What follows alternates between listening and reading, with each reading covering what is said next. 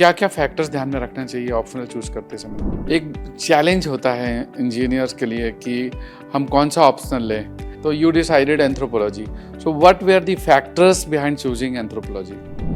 एक तो गाइडेंस, क्योंकि बिना गाइडेंस का नो मैटर आपका क्या बैकग्राउंड है आप नहीं कर पाओगे। तो क्या आपने भी शॉर्ट नोट्स बनाए थे या कोई ऐसी स्ट्रैटेजी जिससे लास्ट मोमेंट रिवीजन आसान हो गया हो? आपने अपने आंसर्स में इफेक्टिवनेस इंप्रूव करने के लिए क्या किया था? एक तो मैंने डेफिनेटली मैंने बहुत हेल्प लिया था कोटेशंस का, डायग्राम्स का। दोस्तों, सिविल सर्विसेज 2023 का रिजल्ट अभी आया है और इस डिस्कशन में मेरे साथ हैं आयुषी प्रधान।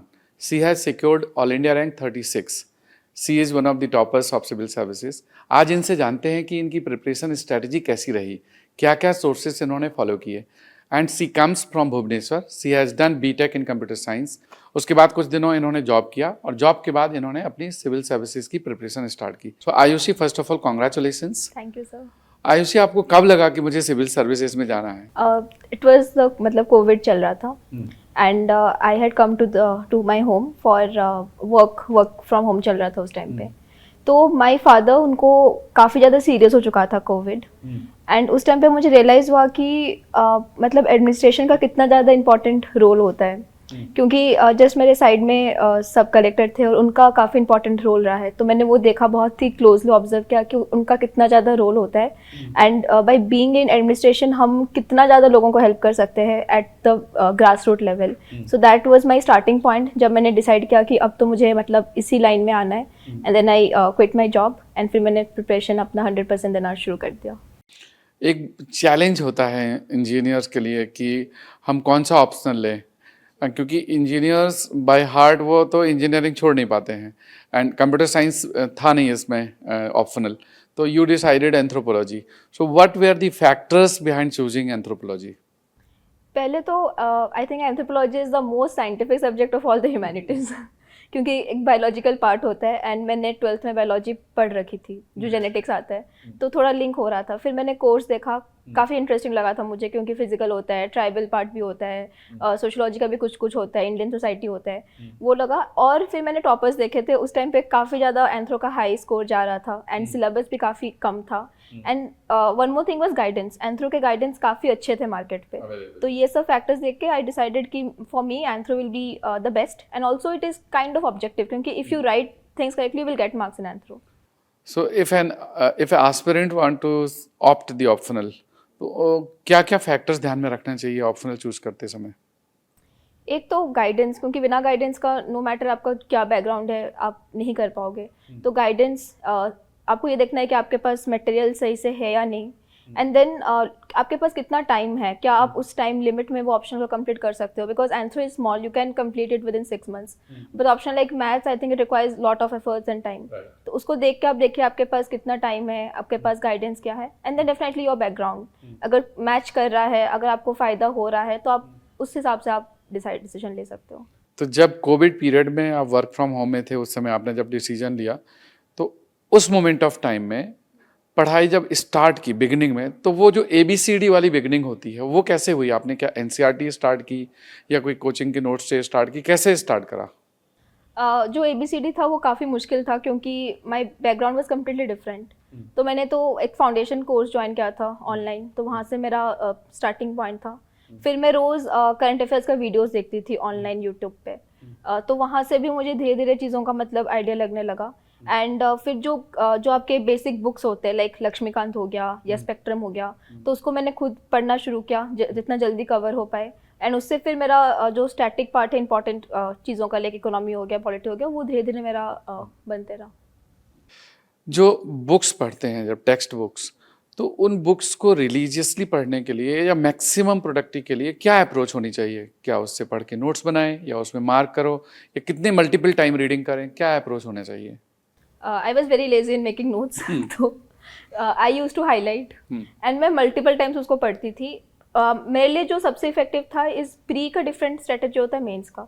तो प्री में I read less but I solve more questions, और उसमें होता था कि जो क्वेश्चन मैं गलत करती थी, मुझे पता लग जाता था कि ये पार्ट मेरा वीक है, तो उसको मैं बुक में जाके फिर से रिविजिट करती थी उसी चैप्टर को।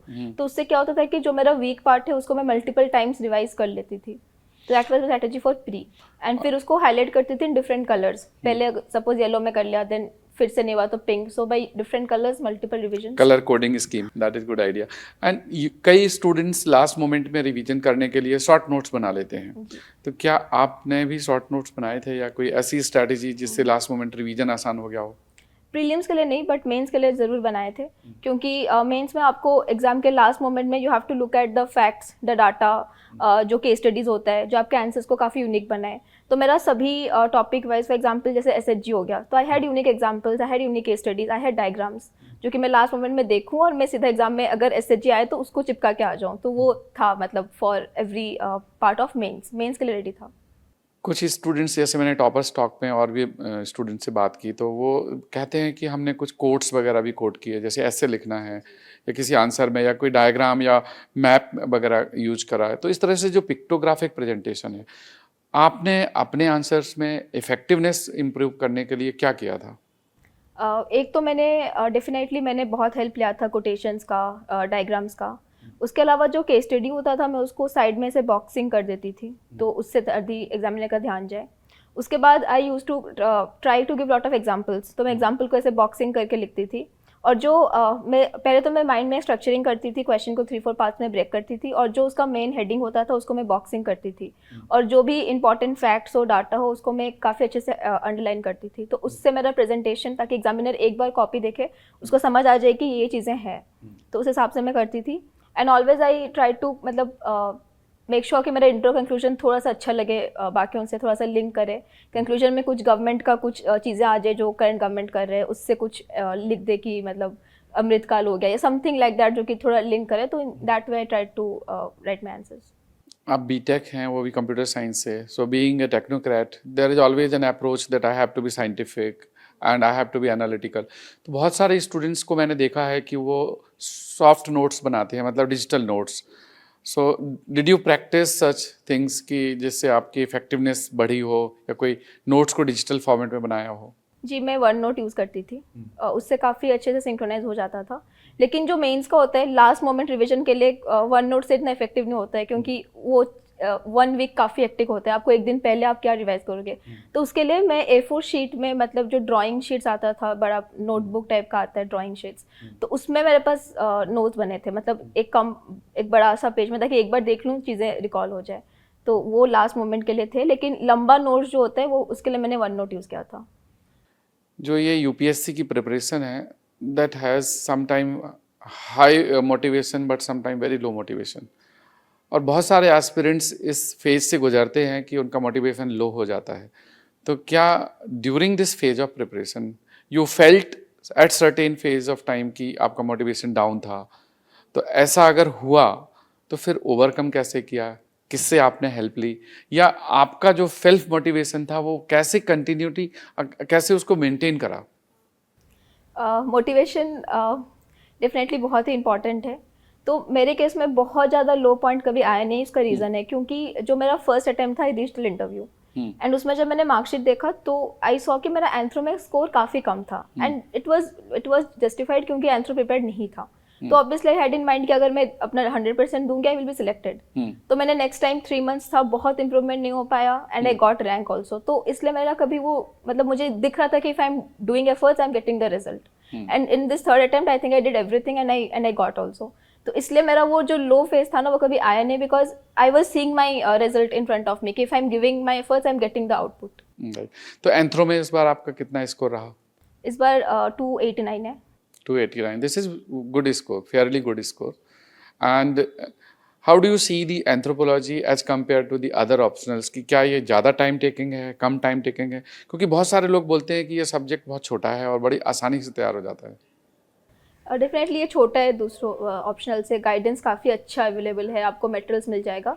लेकिन एक फैक्टर है कि मार्केट में कंपटीशन इसका बहुत ज़्यादा बढ़ रहा है, क्योंकि बहुत बच्चे ले रहे हैं। तो इसमें आपको थोड़ा एक्स्ट्रा एफर्ट करना पड़ेगा आपका आंसर्स को यूनिक करने के लिए। आपको डिफरेंट केस स्टडीज खुद से कलेक्ट करने होंगे, आपको डिफरेंट थिंकर्स लिखने होंगे, आपको ज़्यादा इंटरलिंकिंग करना होगा। तो वो हिसाब से कंपटीशन काफ़ी बढ़ रहा है, लेकिन it is very interesting subject, और जिसको काफ़ी इंटरेस्ट है एंथ्रो में, काफ़ी जो मतलब अपना 100% दे, आई डेफिनेटली थिंक कि काफ़ी अच्छा स्कोर जा सकता है एंथ्रो में।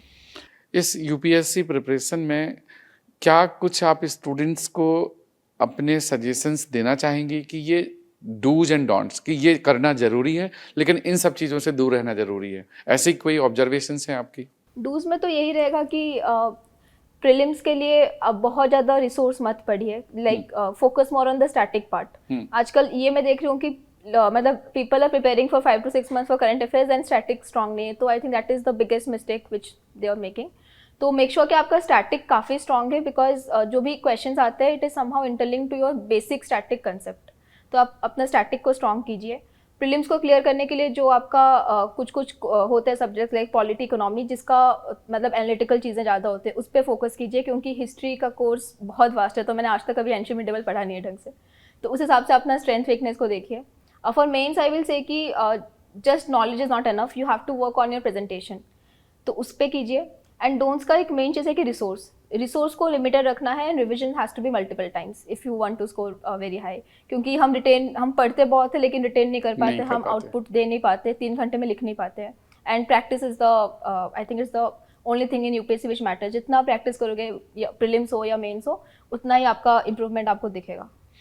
Many students, they devote a lot of time in social media by watching videos on YouTube, और कई तो रील्स देखते हैं, शॉर्ट्स देखते हैं, and sometime they may have a screen time of 6 hours 7 hours in a day.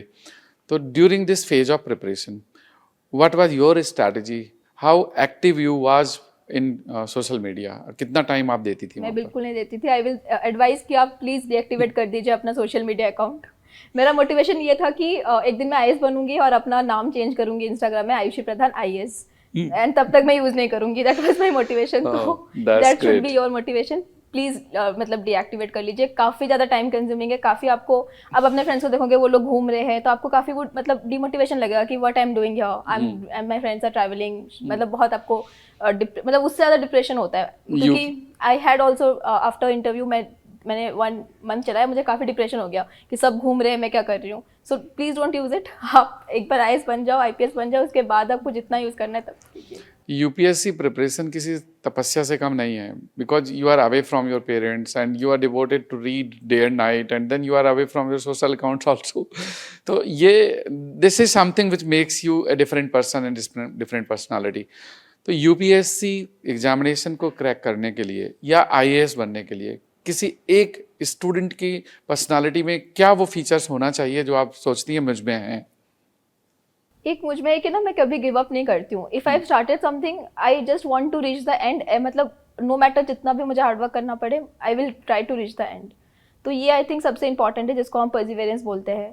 And second is consistency, क्योंकि ऐसे नहीं होता कि मैं एक दिन पढ़ लिया नेक्स्ट दिन नहीं पढ़ा। आई मतलब 10 hours 12 hours मैं पढ़ती थी। Third is having that self confidence in yourself. मेरे पास वो बिलीव था कि ओके मतलब नहीं हुआ, लेकिन if I give my best definitely एक ना एक दिन पक्का होगा। तो वो होना चाहिए, खुद पे आपको भरोसा होना चाहिए कि अगर आई am doing I will get my result. And fourth is I think थोड़ा सा आपको पेशेंस रखना पड़ेगा, क्योंकि थोड़ा बहुत लक का भी रोल होता है। हो सकता है कि कभी ऊपर नीचे हो जाए, एक बार में नहीं हुआ, 2 बार में नहीं हुआ, तो थोड़ा आपको पेशेंस रखना होगा, जो कि मेरे में नहीं था, but I developed in the process. There are some students who come from a weaker section, especially from rural background, and they may not be good in their English speaking. So what is the role of the language and speaking during the interview or during the answer writing in mains? How much it matters? Sir I think आजकल Hindi medium काफ़ी अच्छा कर रहा है, तो जिनको English में problem है they can definitely switch to Hindi. Writing में भी, इंटरव्यू में भी ऑप्शन है हिंदी में। सो उसके मतलब इंग्लिश का आई थिंक इतना इंपॉर्टेंट रोल नहीं है, because Hindi medium are doing very good nowadays. And I came across one student today. He has been selected, and what he told, he is a 103 ranker, and he told that he wrote mains with the English medium, and he appeared in interview in the Hindi medium, and that is what he did, and he got 190 marks in interview. So this reminds me that this language is not a barrier. Yes. If you face problem in any language, you always have option to switch to your mother tongue. Even अगर आप interview किसी अपने mother tongue में देना चाहते हैं, Tamil, Telugu, that also is permitted. उसके लिए ट्रांसलेटर वहाँ मिल जाते हैं। That is the facility available in UPSC, and UPSC is a very fair and transparent body, and none other than UPSC can be such fair body. So this is high respect for this organization. Ayushi, my question is for interview stage. And it was, I believe, your first interview? No, this is my third interview. It was your third interview. So if it was third interview, so in last 3 interviews, this one and 2 before, what difference you observed and what improvement you did this time, which was the basic factor that it finally resulted in your rank? I think I got the majority mark in my first interview. That was the highest. I got 180, and my marks decreased. So I think I'm not the right person to answer this. तो दोस्तों, this was discussion with Ayushi Pradhan. She has secured All India rank 36 in Civil Services Examination 2023. She has done it, and you can also do it. What is important to do is this consistency and perseverance. That is what Ayushi has told. Ayushi, once again, congratulations. Thank you. And we wish all the best for your now the journey which you are going to take it forward to the nation leading. And thank you very much for coming in this show of Toppers Talk. Thank you, sir.